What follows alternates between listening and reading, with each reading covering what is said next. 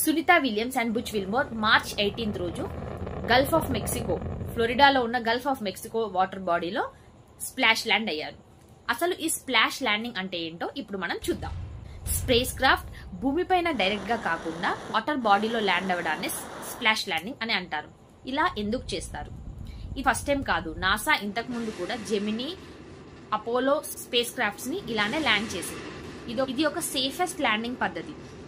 ఎందుకంటే ఎప్పుడైతే space craft చాలా వేగంతో ఆకాశం నుంచి భూమి వైపుకు వస్తూ ఉంటుందో, మన అయస్కాంత శక్తి, అదే మన గ్రావిటేషనల్ ఫోర్స్ వల్ల అది కొన్ని సమయాల్లో భూమికి తాకి కూలిపోయే ప్రమాదం ఉంది.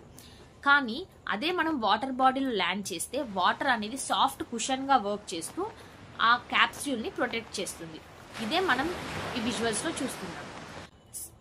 Sunitha Williams and Butch Wilmore అలాగే స్పేస్ ఎక్స్ పంపించిన డ్రాగన్ స్పేస్ క్రాఫ్ట్ లోని క్యాప్స్యూల్ లో ఇలా ల్యాండ్ అయ్యారు.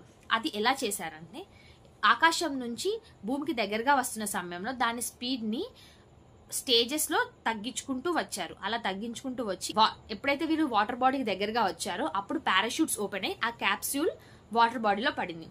అది పడిన ఇమీడియట్ గా పడిన వెంటనే ఆల్రెడీ అప్పటికే అక్కడ వెయిట్ చేస్తున్న నాసా సిబ్బంది మరియు అక్కడ ఉన్న నేవీ ఫోర్స్ కూడా వెంటనే ఆ క్యాప్స్యూల్ ని తాళతో బయటికి తీసి ఒక పెద్ద షిప్ లోకి చేంజ్ చేశారు.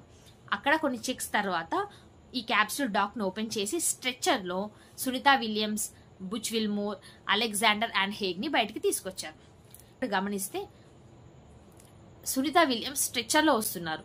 తనకు తనగా లేవలేకపోతున్న ఇద్దరి సహాయంతో అక్కడ క్యాప్స్యూల్ నుంచి బయటకు వచ్చాక లేచారు.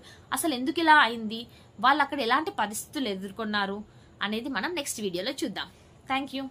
ఈ కంటెంట్ మీకు వాల్యుబుల్ గా అనిపిస్తే లైక్ చేసి సబ్స్క్రైబ్ చేయండి.